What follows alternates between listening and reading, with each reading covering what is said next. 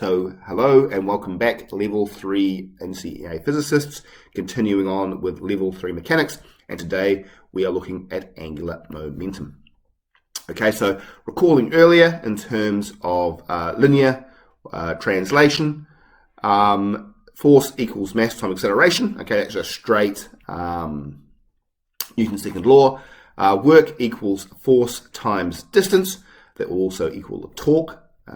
At least in a straight line on the x-axis, and the momentum, at least linear momentum, will be mass of the object times its linear velocity.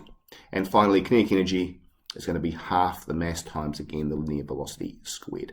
So you can then convert that to the corresponding rotational equations.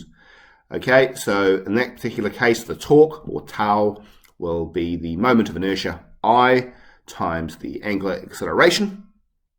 The work done by that object rotating will be the torque times the angle it rotates, theta, and the angular momentum L will be the moment of inertia times the angular velocity omega.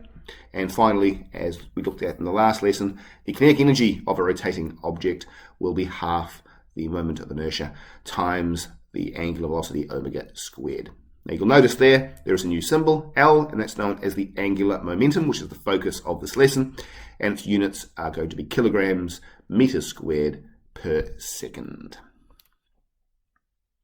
So just like linear momentum, angular momentum is conserved as well. Okay, so looking at the ice skater doing her routine there, the skater can change her moment of inertia by basically changing the shape of her body.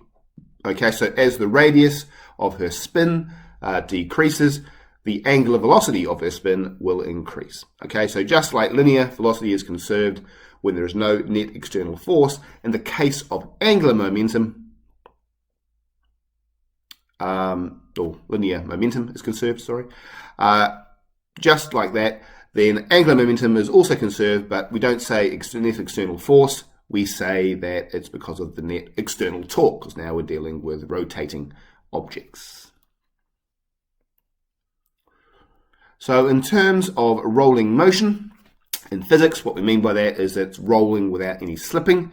And there's a diagram there of a rolling wheel, which you see there.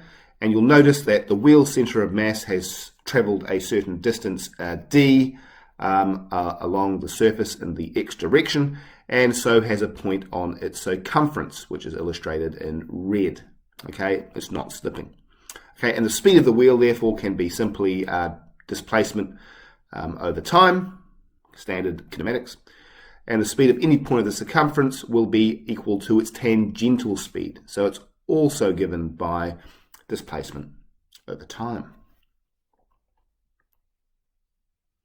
So there actually is three scenarios in terms of a rolling object.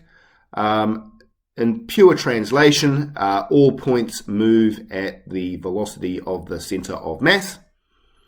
In pure rotation, which is the second case, all points will move with the velocity of the tangent, which will be the radius times the angular velocity. And you note there that have a note of the velocities at the top of the and the bottom, okay, a little r and big R. You will see they will be equal. Okay, and finally, in rolling motion, the two concepts of translational and rotational motion, just like with energy, are added together. And that is all you really need to know in terms of angular momentum.